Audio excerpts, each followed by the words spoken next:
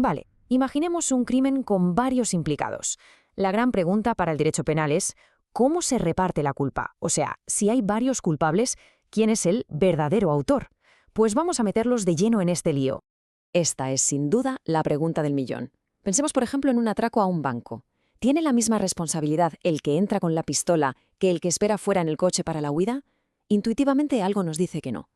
La respuesta corta es no, no lo son. Y la respuesta larga, bueno, es precisamente lo que vamos a desgranar. A ver, para abordar esto, la ley podría haber elegido entre dos grandes sistemas.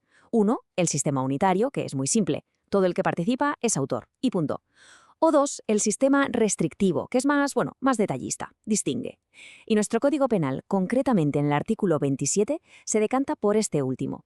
Y ojo, porque esta decisión de separar a los autores, digamos los protagonistas, de los partícipes, los que ayudan, es crucial. Cambia completamente el panorama. Muy bien, entonces, la ley distingue. Perfecto. Pero claro, ahora viene lo complicado. ¿Cómo se decide quién es autor y quién es un simple partícipe? Pues aquí, justo aquí es donde empieza el verdadero rompecabezas de la codelincuencia. Y para intentar resolver este rompecabezas, la historia del derecho penal ha sido literalmente un campo de batalla de ideas. Han surgido un montón de teorías para intentar definir con precisión qué es ser autor. Vamos a echarle un vistazo a las más importantes, porque son la clave de todo. La primera teoría es, digamos, la más evidente, la más directa. Es el concepto objetivo formal. ¿Y qué dice? Pues algo muy sencillo. El autor es la persona que hace físicamente lo que dice la ley. Si el delito es matar, el autor es quien aprieta el gatillo. Si es robar, quien coge la cosa. Fácil, ¿no? Suena muy lógico. Pues cuidado, porque tiene un fallo garrafal. Y para ver ese fallo, nada mejor que este ejemplo. Imaginaos, Cristina le dice a Fermín, el socorrista, que un bolso es suyo y que por favor se lo acerque. Fermín, de buena fe, lo coge y se lo da. Él es quien hace la acción física de coger la cosa ajena. Pero claro, lo hace totalmente engañado. La pregunta es, ¿se va a ir Cristina de rositas, la que ha montado todo el tinglado, solo porque técnicamente no ha movido un dedo? Según esta teoría, sí. Y eso, pues hombre, de justo tiene poco, ¿verdad? Claro, como la teoría anterior se quedaba corta, surge la opuesta, la teoría subjetiva. Y esta dice, un momento, olvidémonos de quién hace qué físicamente. Lo que de verdad importa es la cabeza, la intención. Aquí el autor es quien quiere el delito para sí, quien tiene lo que los juristas llaman animus autoris, o sea, ánimo de autor. Es la mente maestra. El que solo ayuda, el partícipe, tendría animus soci, ánimo de socio, de mero colaborador. Pero ojo, esta teoría también nos puede llevar a situaciones muy raras. El ejemplo clásico es el caso de la bañera, un caso real de Alemania. Una madre quiere matar a su bebé, pero es su hermana la que finalmente lo ahoga. Pues bien, el tribunal, aplicando esta teoría subjetiva a rajatabla, dijo que la autora era la madre, la que no hizo nada, porque tenía la voluntad de autora. Y la hermana, que fue quien cometió el acto terrible, era solo una partícipe. Ignorar por completo quién ejecuta la acción parece pasarse de frenada.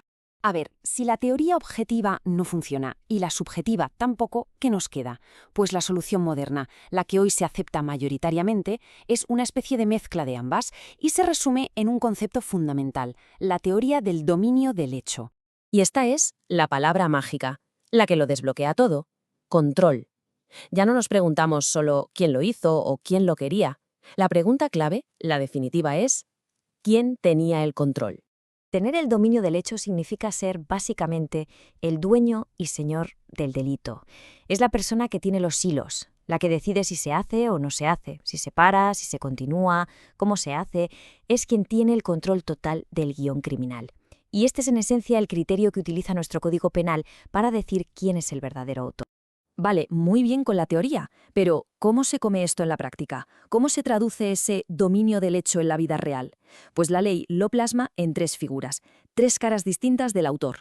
Y son estas tres. Primero, el autor directo, el solista, el que va por su cuenta y lo hace todo. Luego, una figura fascinante, el autor mediato, el titiritero, el que mueve los hilos para que otro cometa el delito. Y por último, la coautoría, el equipo, cuando varios se reparten el trabajo. De las tres, vamos a pararnos un momento en la más intrigante, la autoría mediata, porque es el ejemplo perfecto de lo que significa tener el dominio del hecho. Demuestra que se puede ser el autor de un asesinato, por ejemplo, sin ni siquiera tocar a la víctima, ni estar cerca de ella. Este caso es de manual, fijaos en la secuencia. Carlos quiere que Marcelino muera, pero en lugar de atacarlo, lo que hace es engañarlo. Le convence de que un cable de alta tensión no tiene corriente. Marcelino, que actúa como un mero instrumento, sin voluntad propia porque está engañado, va y agarra el cable. El resultado, Marcelino muere. ¿Quién es el autor? Carlos, sin ninguna duda. Él no tocó el cable, pero controló la situación de principio a fin. Es un autor mediato del libro. Ahora vamos con el trabajo en equipo, la coautoría. El ejemplo que se pone siempre es el del atraco. Uno entra al banco y el otro se queda fuera vigilando. La pregunta es, ¿el que vigila es tan autor como el que está dentro con la pistola? Porque si lo pensamos fríamente, el que vigila no está robando nada directamente. Entonces, ¿por qué se le considera autor? Pues la respuesta está en otro concepto, el dominio funcional del hecho. Suena técnico, pero es fácil de entender. Se trata de que aunque no ejecutes la acción final, tu parte del plan es tan importante que sin ti el golpe no saldría adelante, o al menos no de esa forma. El que vigila no es un simple extra, es una pieza esencial del motor. Por eso comparte el dominio del hecho con los demás y por eso es coautor. Y después de todo este recorrido, quizá alguien se pregunte, bueno, ¿y tanto lío para distinguir entre autor y partícipe? ¿Para qué? Pues importa y mucho, y tiene que ver con algo tan fundamental como la justicia y que la pena sea proporcional a lo que cada uno ha hecho.